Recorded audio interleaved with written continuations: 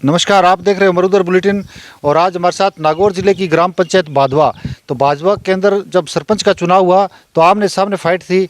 पूर्व सरपंच रहे, 2 बार सरपंच रहे, उनके सामने जो चुनाव लड़ रहे थे राजू जी आंचरा, उनकी मिसेज यहाँ से चुनाव लड़ रही थी। तो इनसे बात करेंगे भी अब की बार जनता ने इनको मौका दिया है तो कौन सी समस्या थी जिसको लेकर इन्होंने चुनाव लड़ा।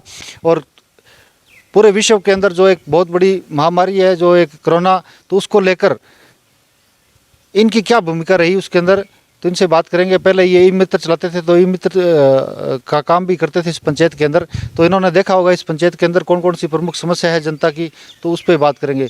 क्योंकि आज जो भी योजना आती है वो जनता तक पहुंचनी चाहिए, लेकिन कुछ ऐसी योजना होती है जो जिला परिषद और पंचायत समिति में दफन हो जाती है। तो साहब, चैनल के अंदर स्वागत है आपका राजू जी। जी नमस्कार जी। तो राजू, जैसे आपने जब चुनाव लड़ा, आपकी मिसेज यहाँ से चुनाव लड़ रहे थे, आप सरपंच प्रतिनिधि हो, तो आज इस पंचायत के अंदर कौन सी प्रमुख समस्या थी जिसको लेकर आपने चुनाव लड़ा? जी सर, मैं काफ़ी समय से 2014 से कंटिन्यू ई मित्र का काम कर रहा था और यहाँ बाधवा की जनता मेरे से काफ़ी खुश थी। और अब की बार क्या हुआ कि 10 साल से कंटिन्यू सरपंच रह चुके थे और उनके खाली कागजी कार्रवाई में काम हो रहे थे, लेकिन धरातल पे उस पर काम नहीं हो रहा था। और वो मुहिम उठा करके मैंने चुनाव लड़ा और जनता ने मेरा सहयोग किया और मैं यहाँ से चुनाव जीता। तो राजू जी, जैसे अभी आपने देखा होगा आपके सरपंच बनने के बाद में जो कोरोना जैसी महामारी का आपको सामना करना पड़ा, कोरोना जैसी जो आज चल रही है, कोरोना अभी भी चल रहा है, तो इसके अंदर आपकी क्या भूमिका रही? जी सर, कोरोना काल में क्या हुआ कि हमारे यहाँ पे चलो अर्थव्यवस्था तो थोड़ी बहुत ज़्यादा ख़राब हो गई, लेकिन फिर भी क्या है कि यहाँ कोरोना काल के अंदर यहाँ जनता ने बहुत सहयोग किया और जनता को जागरूक भी किया। और यहाँ मास्क वगैरह, सैनिटाइज वगैरह का उनको दे दे करके जैसे तैसे करके जनता को समझाया और समझाने के बाद जनता भी समझ गई और जैसे तैसे करके इस महामारी को से मुकाबला किया। तो राजू जी, जैसे आपने देखा होगा चुनाव के अंदर अभी जो चुनाव हुए उसके बाद में पंचायत समिति और जिला परिषद के चुनाव हुए, तो आपके यहाँ से आरएलपी को भी यहाँ से जीत मिली, तो इसका कारण क्या रहा? दोनों पार्टियों को नकारा पंचायत समिति चुनाव के अंदर। जी सर, यहाँ क्या कि नया सिस्टम में चेंज हुआ था, यहाँ पे सरपंच भी चेंज हुए, नयों के जीता। और दूसरी चीज़ कांग्रेस और बीजेपी को दोनों को नकार करके नया कैंडिडेट लाया, यहाँ पे नई पार्टी लाई कि भाई विकास कार्य में कुछ सुधार हुए। तो अभी जैसे आपका 1 साल के लमसम कार्यकाल हो रहा है, तो इसके अंदर आपके पंचायत के अंदर ऐसी कौन सी प्रमुख समस्या थी जिसका आपने समाधान कराया, और कौन कौन से काम जो प्रस्तावित है जो अभी आप कराओगे? जी, यहाँ पे जो पिछले काफ़ी समय से अवरुद्ध रास्ते थे उनको अभी मैंने 1 महीने में शुरू करवा दिए और वो चालू है। और पेयजल की जो यहाँ पे बहुत ही भयंकर समस्या थी, पेयजल की भी सुविधा यहाँ पे चालू हो चुकी है और जो बची हुई है वो महीना 20 दिनों के अंदर चालू हो जाएगी। तो जैसे यहाँ पानी बिस्लपुर का पहुँच रहा है या इंदिरा गांधी नहर का पानी जो घर घर कनेक्शन की आपकी जो एक जनता से जो वादा था, तो कहाँ तक पूरा किया आपने? इंदिरा गांधी नहर का पानी आ रहा है और अभी ग्रामीण क्षेत्र के अंदर गांव में पानी चालू हो गया और डाणियाँ जो बची हुई है उनकी मेरी कोशिश है कि जल्द से जल्द उनको जुड़वा दूंगा। तो इसके जो नरेगा के तहत आपने अभी तक क्या काम करवाया? नरेगा के तहत हमारे यहाँ पे जो मॉडल तालाब है वो चालू है और जो 3 रास्ते हमने ग्रेवल सड़क का पास करवाए थे वो तीनों का तीनों कार्य प्रगति पर है। तो जैसे आप सरपंच बने तो सर आपने देखा होगा बहुत से जो सरपंच है जो न्याय जनता को मिलना चाहिए, लेकिन जनता को न्याय नहीं मिल पाता, छोटे छोटे झगड़े के लिए थाने या कोर्ट जाना पड़ता है। तो आपके जैसे इस कार्यकाल में अभी तक आपने मतलब कितने केस ऐसे आपके सामने आए? खूब केस आए, लेकिन मैंने आज तक का मेरा चुनाव जीतने के बाद में पहला रिकॉर्ड है कि आज तक कोई भी एक भी मुकदमा थाना के अंदर नहीं गया। और दूसरी चीज़ मैं आगे भी मेरा ये लक्ष्य रहेगा कि थाने में नहीं जाएगा, यहीं भी बिठा करके उनको सलटेवाड़ा कर दूंगा।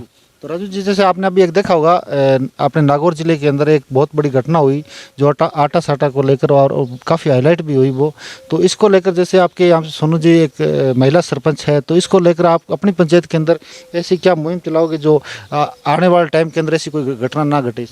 बिल्कुल, आने वाले टाइम में हम हमारे यहाँ के जो ग्राम पंचायत के जितने भी हर समाज के 32 कौम के 36 कौम के लोगों को इकट्ठा करके उनको समझाएंगे, ये जो आटा साटा वाली प्रथा है उनको ख़त्म करेंगे। तो जैसे पिछली बार भी जो योजना आपने देखा होगा जो ओडीएफ होनी चाहिए राजस्थान के अंदर, ओडीएफ धरातल के ऊपर नहीं दिखाई दी गई, डॉक्यूमेंट में थी। जिला परिषद और पंचायत समिति के अंदर ऐसी बहुत सी योजना आती है जो जनता तक पहुंचनी चाहिए। आपने देखा होगा ई मित्र के तहत बहुत सी योजना आती है जो धरातल पे काम करनी चाहिए। तो क्या जो आपका 4 साल का जो आगे जो कार्यकाल है उसके अंदर वो योजनाएं सही रूप से काम करेगी धरातल के ऊपर? जी बिल्कुल करेंगे। मैंने काफ़ी समय से देख रहा हूँ मैं कि जो आज के 10 साल पहले गरीब था वो आज भी गरीब है और उस गरीब का काम नहीं हुआ। और मेरी जहाँ तक तमन्ना है कि गरीब से गरीब को लाभ मिलेगा, हर सुविधा उनको उपलब्ध होगी। तो जैसे बात करेंगे भ्रष्टाचार की, तो भ्रष्टाचार पे पिछली बार भी शिक्षा लागू करने के बाद में पढ़े लिखे सरपंच बन के आए थे, युवाओं को मौका मिला था, लेकिन अब की बार शिक्षा खत्म करने के बाद में भी आप जैसे युवा सरपंच जनता ने एक बार फिर चुना है, तो क्या वो भ्रष्टाचार है वो खत्म करने की कोशिश रहेगी? जो 2-2, 3-3% जो चलता है उस पर अंकुश लगाने में वो सक्सेसफुल नहीं हुए शिक्षा लागू करने के बाद में भी, तो आपकी क्या आगे इस पर बंद करने की क्या कोशिश रहेगी? जी बिल्कुल। देखो ये मेन चीज़ ये है कि सब हम संगठित होकर के यदि इस मुहिम को उठाएंगे तो बिल्कुल ये भ्रष्टाचार भी मिटेगा।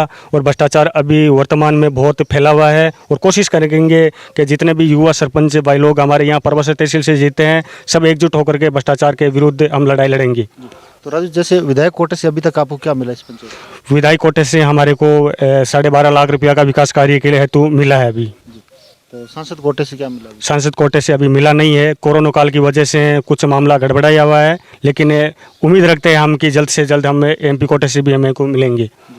तो जैसे अभी कोरोना गया नहीं है, कोरोना अभी तीसरी लहर का भी आशंका है, अभी तीसरी लहर आएगी, तो उसको लेकर आपके जो यहाँ की जनता है, यहाँ के जो वोटर है, उनको क्या संदेश देना चाहोगे हमारी मीडिया के माध्यम से? बिल्कुल, हम घर घर जा कर के उनको समझा रहे हैं कि भाई अपन को मास्क लगाना अनिवार्य है, सैनिटाइज वगैरह करना है और जनता को यहाँ पे जागरूक भी कर रहे हैं। वैसे जागरूक है लेकिन और भी उनको समझाइश करके जागरूक कर रहे हैं कि बेवजह अपन को बाहर नहीं घूमना है और मार्केट में बिना काम जरूर नहीं जाना है। जो ज़रूरतमंद चीज़ें हैं उसके लिए भी बाहर निकलना है, बाकी नहीं निकलना है। तो ये थे हमारे साथ राजू जी आंचरा, जो सरपंच प्रतिनिधि है बाधवा से। इन्होंने बताया पंचायत के अंदर जो प्रमुख समस्या है उसको लेकर हमने चुनाव लड़ा और अभी तक जो काम करवाए और आने वाले टाइम के अंदर एक अच्छा विकास भी कराएंगे। तो एक बार इनसे फिर हमारी मुलाकात होगी, तब तक देखते रहिए मरुधर बुलेटिन। हमारे सहयोगी धनसुख सैनी के साथ में सुभाष चौधरी।